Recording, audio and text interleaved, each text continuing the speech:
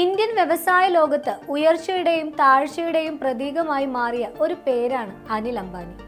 ലോക കോടീശ്വരന്മാരുടെ പട്ടികയിൽ നിന്ന് നിയമക്കുരുക്കുകളിലേക്കും സാമ്പത്തിക പ്രതിസന്ധികളിലേക്കും അദ്ദേഹം എത്തിയത് എങ്ങനെയാണ്?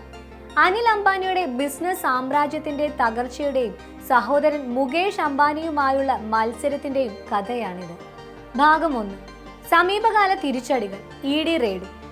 വായ്പാ തട്ടിപ്പ് കേസും 2025 ജൂലൈ എൻഫോഴ്സ്മെന്റ് ഡയറക്ടറേറ്റ് അനിൽ അംബാനിയുടെ കമ്പനികളിൽ നടത്തിയ റെയ്ഡുകളാണ് ഇപ്പോൾ വാർത്തകളിൽ നിറയുന്നത്.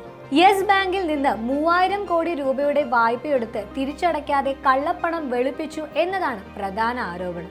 2017 2019 ഇടയിൽ നടന്ന ഈ ഇടപാടിൽ വായ്പ ലഭിക്കുന്നതിനായി യെസ് ബാങ്കിന്റെ പ്രൊമോട്ടർമാർക്ക് കൈക്കൂലി നൽകിയെന്നും ED സംശയിക്കുന്നു.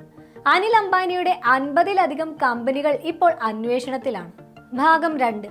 SBIയുടെ തട്ടിപ്പുകാരൻ ആരോപണം. ED റെയ്ഡിന് തൊട്ടു മുൻപാണ് state bank of India Anil അംബാനിയുടെ റിലയൻസ് കമ്മ്യൂണിക്കേഷൻസിനെയും അദ്ദേഹത്തെയും ഫ്രോഡായി പ്രഖ്യാപിച്ചത്.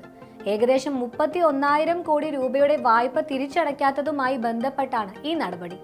വായ്പയെടുത്ത തുക മറ്റു കമ്പനികളിലേക്ക് വകമാറ്റിയെന്നും സാമ്പത്തിക ക്രമക്കേടുകൾ നടത്തിയെന്നും SBI ആരോപിക്കുന്നു. ഈ വിഷയത്തിൽ CBI അന്വേഷണം നടക്കുന്നുണ്ട്. ഭാഗം 3. സെബിയുടെ വിലക്കും പിഴയും. 2024 ഓഹരി വിപണിയിലെ നിയന്ത്രിക്കുന്ന സെബിയും അനിൽ അംബാനിക്കെതിരെ നടപടിയെടുത്തിരുന്നു.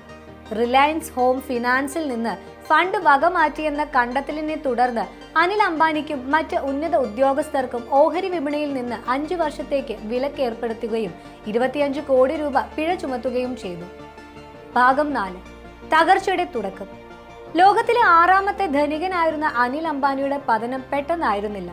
2014 മുതൽ അദ്ദേഹത്തിന്റെ കമ്പനികൾ കടക്കെണിയിലായി തുടങ്ങി. ടെലികോം, ഊർജം, അടിസ്ഥാന സൗകര്യം തുടങ്ങിയ മേഖലയിലെ അദ്ദേഹത്തിന്റെ വൻകിട പദ്ധതികൾക്ക് പ്രതീക്ഷിച്ച വിജയം നേടാനായില്ല. റിലയൻസ് കമ്മ്യൂണിക്കേഷൻസ് എടുത്ത ഭീമമായ കടമാണ് അദ്ദേഹത്തിന്റെ തകർച്ചയ്ക്ക് പ്രധാന കാരണമായത്. 2019 എറിക്സൺ കമ്പനിക്ക് നൽകാനുണ്ടായിരുന്ന 550 കോടി രൂപ സഹോദരൻ മുകേഷ് അംബാനി നൽകിയതുകൊണ്ടാണ് അനിൽ അംബാനി ജയിൽവാസം ഒഴിവാക്കിയത്. പിന്നീട് ചൈനീസ് ബാങ്കുകൾ നൽകിയ കേസിൽ തന്റെ കയ്യിൽ പണമില്ലെന്ന് ലണ്ടനിലെ കോടതിയിൽ പറയേണ്ട അവസ്ഥയും അദ്ദേഹത്തിനുണ്ടായി. ഭാഗം 5. സഹോദരനുമായുള്ള മത്സരം. ധീരുഭായ് അംബാനിയുടെ മരണശേഷം 2025 റിലയൻസ് സാമ്രാജ്യം വിഭജിച്ചതോടെയാണ് മുകേഷ് അംബാനിയും അനിൽ അംബാനിയും തമ്മിലുള്ള മത്സരം ആരംഭിക്കുന്നത്. അമ്മ കോകിലാബൻ ഇടപെട്ടാണ് സാമ്രാജ്യം വിഭജിച്ചത്.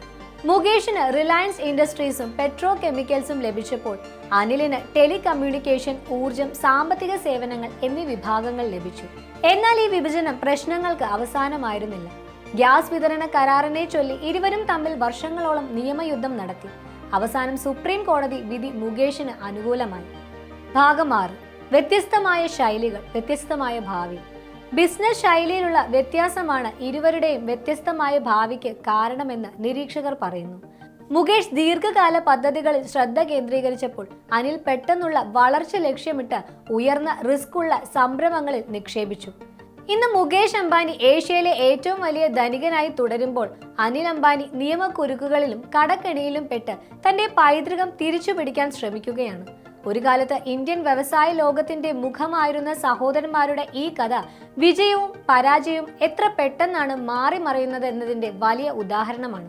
അനിൽ അംബാനിയുടെ ഈ അവസ്ഥയിൽ നിന്ന് കരകയറാൻ സാധിക്കുമോ? കാലം തന്നെ അതിനുത്തരം നൽകും. കൂടുതൽ വാർത്തകൾക്കും വിശദീകരണങ്ങൾക്കുമായി ഞങ്ങളുടെ ചാനൽ സബ്സ്ക്രൈബ് ചെയ്യുക. നന്ദി.